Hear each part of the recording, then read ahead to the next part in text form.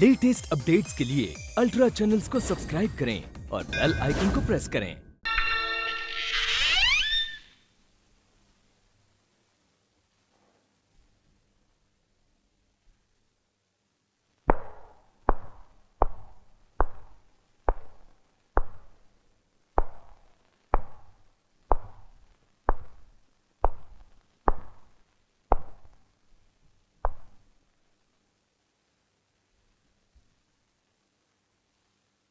तुम जाओ, कैमरे की तैयारी करो।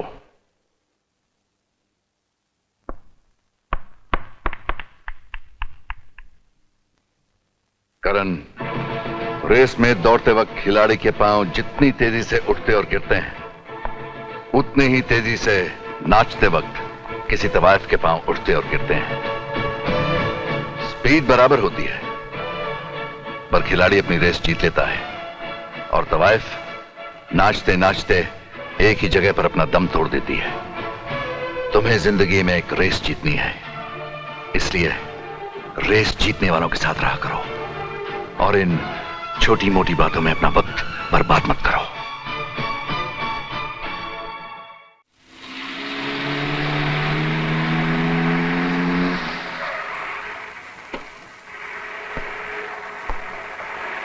Good morning sir. Good morning Sharma ji, यह है मेरा बेटा करण।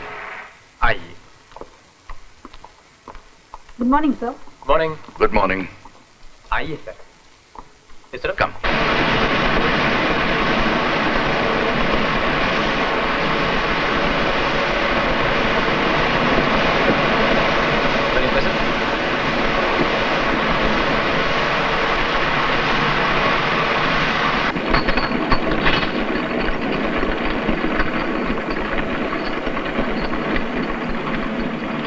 और ये है हमारा पैकिंग डिपार्टमेंट। यहां से सारा माल गोदामों में जाता है। ये फैक्ट्री जो तुमने देखी है, इस पर मैंने 10 करोड़ रुपया खर्चा है। Absolutely state of the art.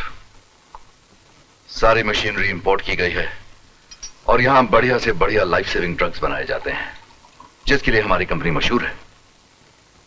कल तक इस फैक्ट्री का केयरटेकर मैं था, आज से तुम ही इस फैक्ट्री के मालिक हो। थैंक यू और हमारे होटल के भी। बेटा, बस अब तुम ही ये कारोबार संभालो। हाँ डैड, लेकिन मैं सोच रहा था इतनी जल्दी आप मैंने तुमसे बहुत ज्यादा उम्मीदें जोड़ रखी हैं। हमारी फैक्ट्री और होटल को कितना आगे बढ़ा सको, ये सब तुम्हारे हाथ में है। मुझे मालूम है डैड। राय साहब, एक बहुत बुरी खबर है। क्यों, क्या बात है अंकल? करण, हमारी कंपनी ऐसी दवाएं बनाती है जिससे अपाहिजों का इलाज होता है। पता नहीं क्या गड़बड़ हो गई कि 50 आदमी हमारी दवाएं खाकर अस्पताल में बेहोश पड़े हुए हैं। कभी कभी दवाएं भी रिएक्ट कर जाती हैं। बिजनेस में ऐसे मामले अक्सर होते हैं। मामला मिनिस्ट्री लेवल तक पहुंच गया है राय साहब। खबर मिली है कि हमारा करोड़ों का माल जब्त हो गया है। कहीं ऐसा ना हो कि एनुअल मीटिंग में हमारा लाइसेंस कैंसिल कर दिया जाए, हमें फैक्ट्री बंद करनी पड़े और इसका बहुत बुरा असर हमारी होटल बिजनेस पर भी पड़ सकता है।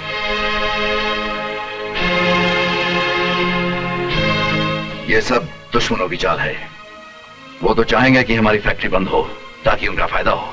मुझे भी ऐसे ही लगता है। खैर, घबराने की कोई बात नहीं। मिनिस्ट्री की एनुअल मीटिंग में कुछ देर है। आजकल कौन है मिनिस्टर उस डिपार्टमेंट का? लैला! लैला!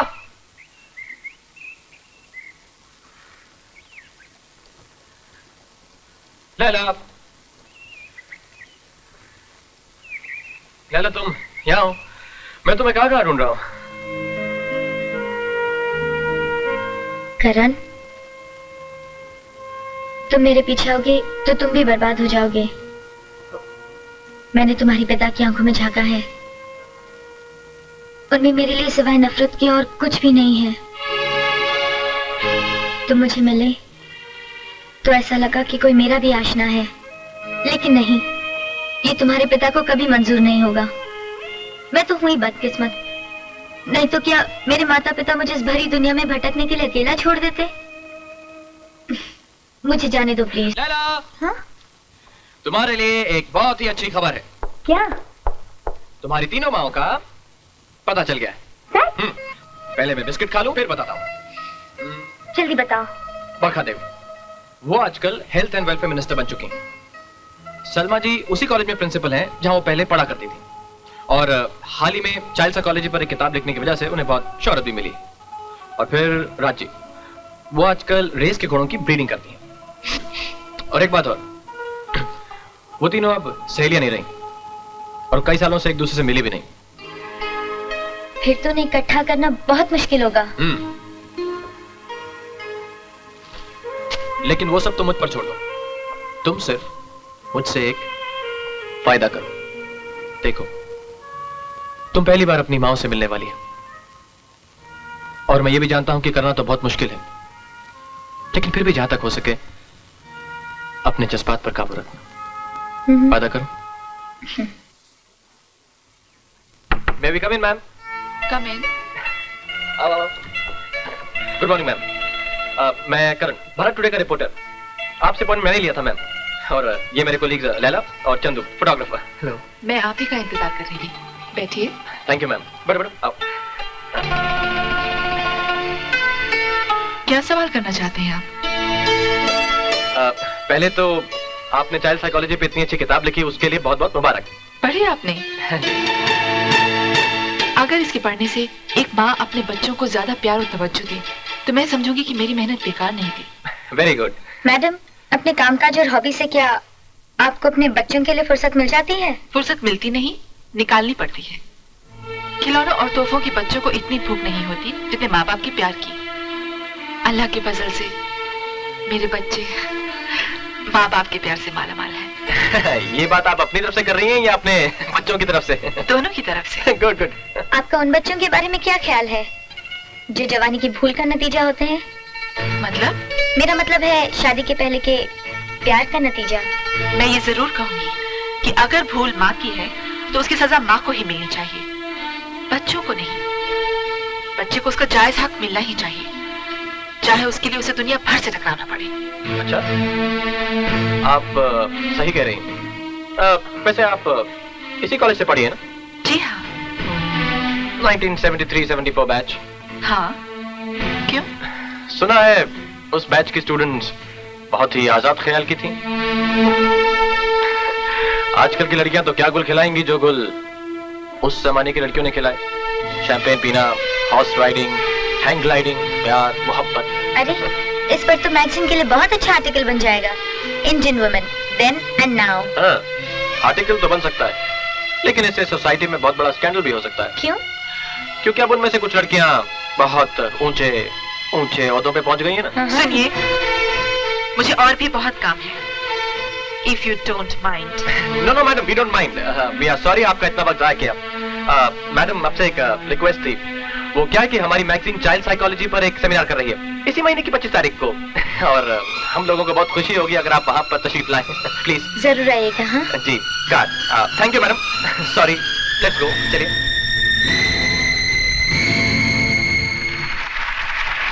शुक्रिया। अब मैं health and welfare minister Barkha Devi से प्रार्थना करूंगा कि अब वो इस आराम घर के उद्घाटन की खुशी के मौके पर कुछ शब्द कहें।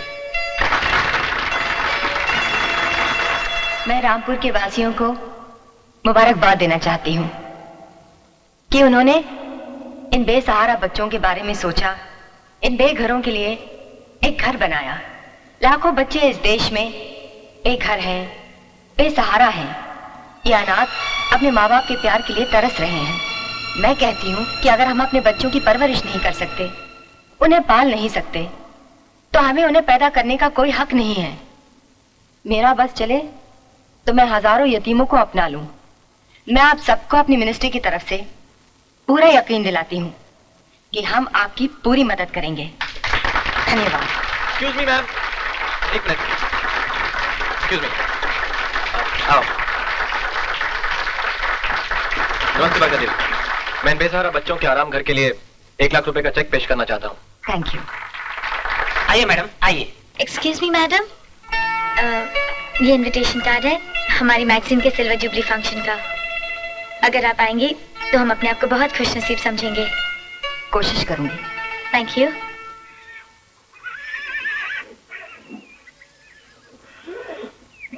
अरे मेरे राजा बेटा, रेस जीता।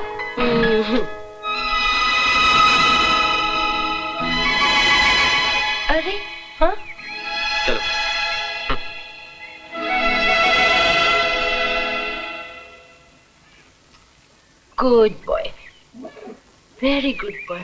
राजा, इतना प्यार एक घोड़े से? इतना प्यार तो कोई माँ भी अपनी औलाद से नहीं करती होगी मैडम। ये कोई मामूली घोड़ा नहीं है, रेस का घोड़ा है। प्रिंस अब्दुल्ला इसका बाप और सिंड्रेला इसकी माँ है।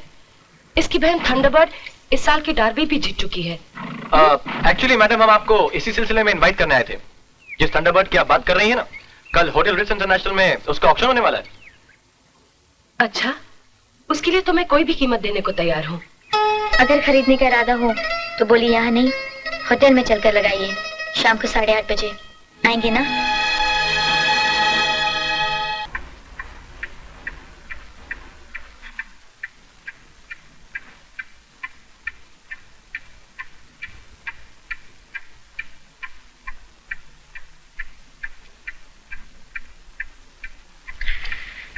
मुझे बुलाया गया था कि किसी मैगजीन का सिल्वर जुबली फंक्शन है। जी,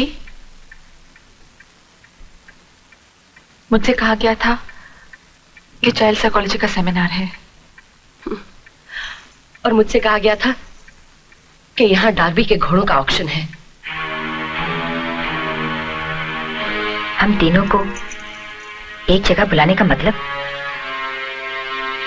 कौन है ये और क्या चाहती है हमसे?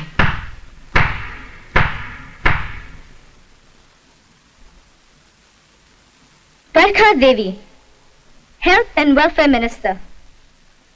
Mrs Salma Akram Beg, principal of saint Teresa's women's college.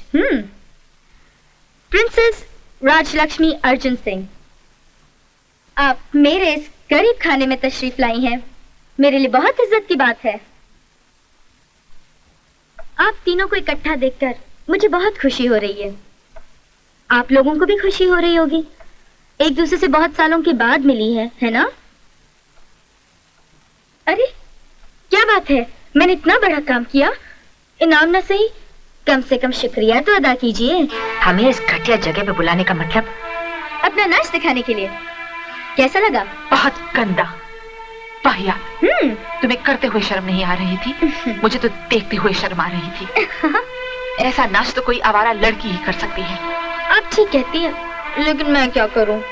मेरी परवरिश एक ऐसे माहौल में हुई है जहां मुझे बचपन से सिर्फ यही सिखाया गया है कि हवस के मारे मर्दों की प्यास बुझाऊं और अपने जिस्म की नुमाइश करके उनका जी बहलाऊं। अपने शौक को मजबूरी का नाम मत दो। यकीन कीजिए, आपने तो चाइल्ड साइकोलॉजी पर किताब लिखी है ना? अपने माँ बाप की मोहब्बत से महरूम लड़की जब बाजार की रौनक बनेगी तो वो वही करेगी ना जो मैं कर रही हूँ। तुम बाजार में रखा हुआ मर्दों का गंदा खिलौना हो, ये तुम खुद मानती हो। फिर भला हम जैसी औरतों को तुमसे क्या दिलचस्पी हो सकती है? क्यों? आप जैसी औरतों को सिर्फ घोड़ों की नस्ल में दिलचस्पी है, इंसानों की नहीं।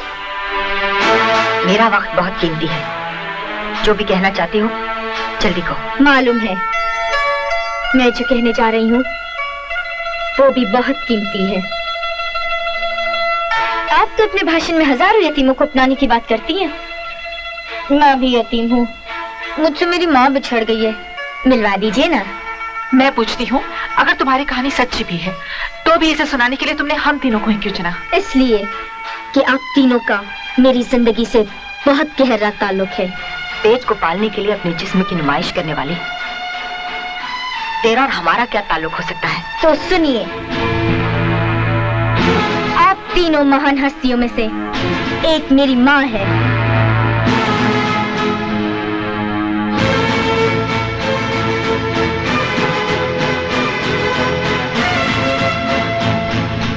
तुम अपनी औकात से आगे बढ़ रही हो। तुम्हारी ये हिम्मत कि तुम हमें अपनी माँ कहो? तुम हमें ब्लैकमेल करना चाहती हो। मैं और अपनी माँ को ब्लैकमेल करूं? नहीं, मैं जानती हूँ आप लोगों का समाज में बहुत बड़ा मकाम है। घर, गृहस्थी, बच्चे, दौलत, शोहरत। मैं जानना चाहती हूँ तो सिर्फ इतना कि आप तीनों में वो कौन है जिसने जवानी में हवस के गुल खिलाए और जिसका जीता जागता नतीजा मैं आपके सामने खड़ी हूँ। ये लड़की या तो पागल है या बहुत चालाक। मर्दों को लूटते लूटते शायद इसने औरतों को लूटने का तरीका भी सीख लिया है। बहुत देर हो चुकी है, मैं चलती हूँ। एक जरूरी मीटिंग पर जाना है। रुकिए, आप इस लॉकेट को पहचानती हैं?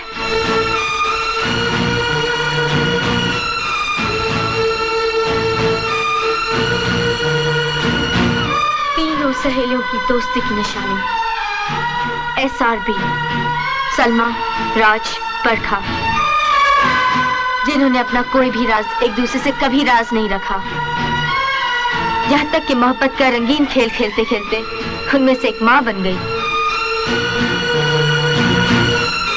तब तीनों ने मिलकर गोल्डन वैली फार्म किराए पर लिया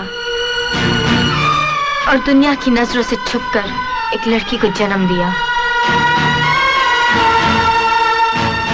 उनके इस पाप में डॉक्टर पटवर्धन ने भी उनकी मदद की। बच्ची को रजा के हवाले करके वो चलती बनी, फिर कभी न लौट कर आने के लिए। अब आप पहचानती हैं इस लॉकेट को? हाँ, ये वही लॉकेट है जो आपने उस मासूम बच्ची के गले में डाला था। मेरे गले में डाला था। पहचानिए इस लॉकेट को।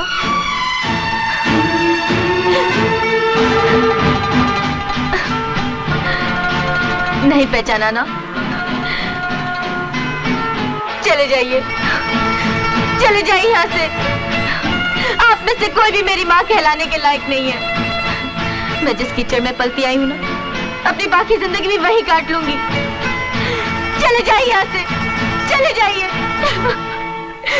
चले जाइए।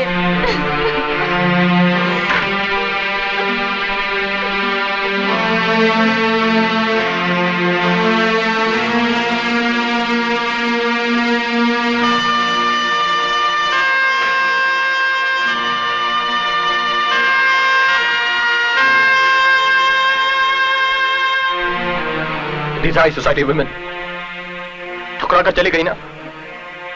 अरे इन लोगों के सीने में मां का दिल नहीं है, पत्थर है, पत्थर। और वैसे भी लैला, प्यार भीख से नहीं मिलता। अरे मैं तुमसे पूछता हूं तुम्हें मां की जरूरत ही क्या है, और वो भी ऐसी मां की। इन लोगों के लिए तुम मर चुकी हो, और आज के बाद तुम भी इन लोगों को भुला दो।